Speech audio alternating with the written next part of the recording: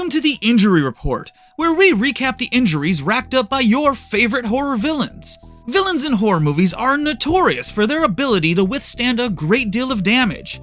Things that would be game over for a typical person can be easily shrugged off if you're a masked boogeyman. The pioneer of this phenomenon, Michael Myers from the Halloween films.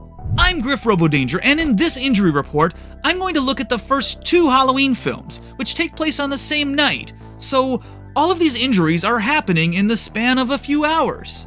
In this video, I'm going to look at all the various injuries, accidents, and wounds that Michael suffers over the course of this night, and see exactly how unstoppable Michael really is. We begin with the original film that started it all, 1978's Halloween. Michael Myers has escaped from Smith's Grove, Warren County Sanitarium and heads back to his hometown of Haddonfield, where he stalks a high school girl named Laurie Strode.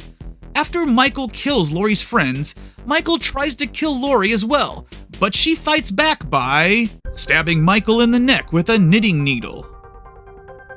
The first weapon used against Michael comes from Laurie's personal arsenal, as we see these knitting needles in Laurie's purse, conveniently labeled Laurie.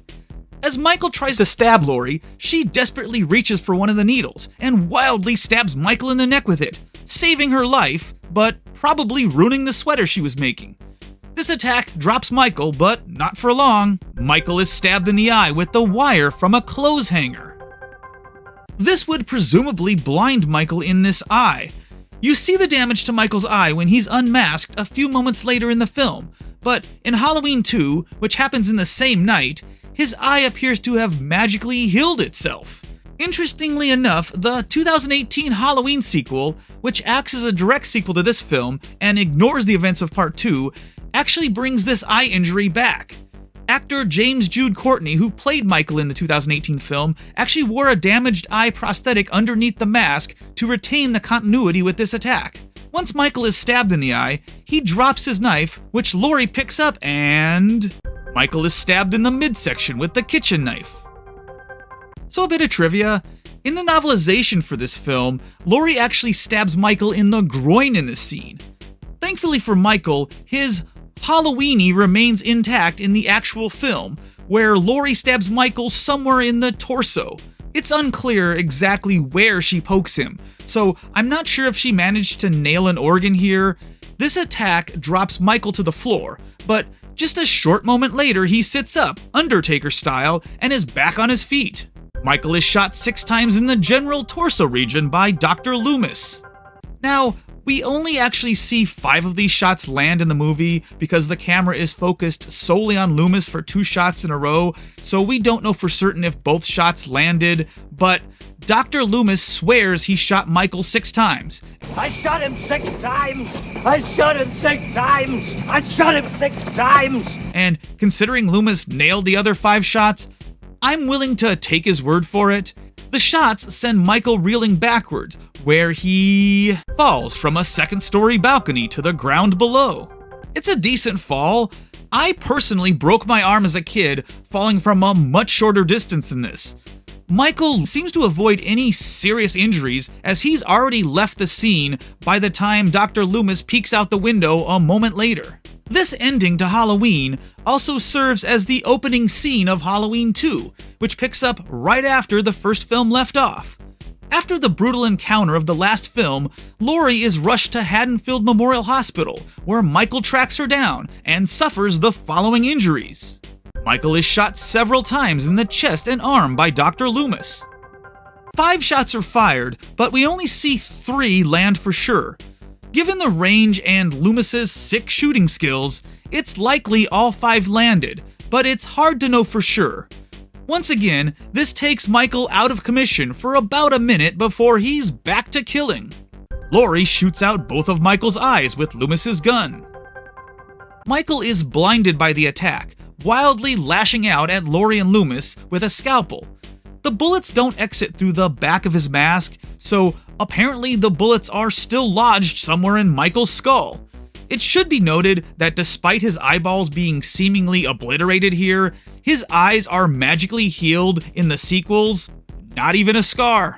Michael is caught in an explosion when Dr. Loomis fills the room with combustible gases, then ignites the gases with his lighter.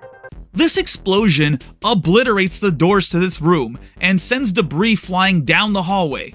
An explosion of this magnitude should have killed both Michael and Dr. Loomis instantly, but somehow Michael emerges from the room, on fire, burning from head to toe. Michael is engulfed in flames, but continues to walk for over 20 seconds before collapsing. After he falls to the ground, his body continues to burn to a crisp. His face is literally being consumed by flames in the final shot.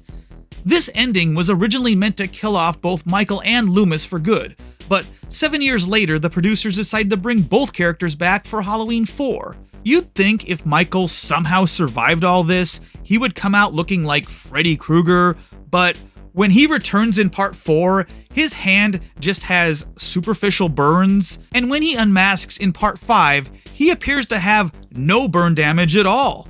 But hey, Dr. Loomis was also in that same explosion, and survived with just a scar on his cheek in part 4 that is almost completely healed in part 6, so who the hell knows? Before I do the final rundown, I want to mention all the risky things Michael does that should lead to bodily harm, and should not be attempted by anyone. Things like smashing a car window with his palm, punching through a door, smashing through a closet door, putting his hands in scalding water, walking through a glass door, smashing his hand through a window, and then crashing through the door. So here's the final rundown of Michael's injuries from his 1978 Halloween killing spree.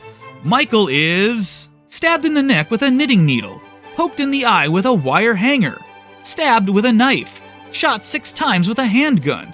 He falls from a balcony. He's shot a few more times in the chest and arm, shot in both eyes, exploded, and burned. And there it is, the damage sustained by Michael Myers in Halloween and Halloween 2. Thanks for watching this episode of Injury Report. Coming up next on Injury Report, the 10-year timeline films, also known as the Thorn Trilogy, of Halloween 4, 5, and 6. Be sure to subscribe so you don't miss out on those videos when they come out. For now, here's some other videos you might enjoy, and until next time, later Danger Seekers.